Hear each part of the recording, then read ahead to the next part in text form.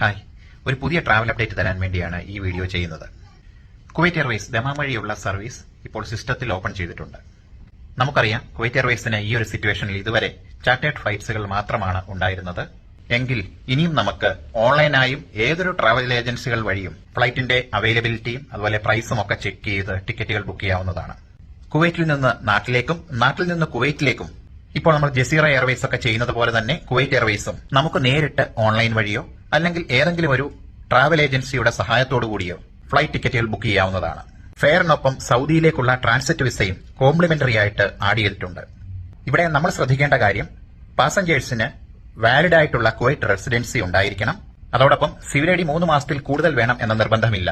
അപ്പോൾ ഇനി നമുക്ക് പോകാനുള്ള യാത്രകൾ നമ്മുടെ സൗകര്യമനുസരിച്ച് കുവൈറ്റ് എയർവേസിലോ ജസീറയിലോ ഓൺലൈനിലോ അല്ലെങ്കിൽ മറ്റ് ട്രാവൽ ഏജൻസികളിലോ ഒക്കെ തിരക്കി ഫ്ലൈറ്റിന്റെ അവൈലബിലിറ്റിയും അതുപോലെ പ്രൈസൊക്കെ കമ്പയർ ചെയ്ത് യാത്ര പ്ലാൻ ചെയ്യുവാനുള്ള ഒരു സമയമാണ് വന്നിരിക്കുന്നത്.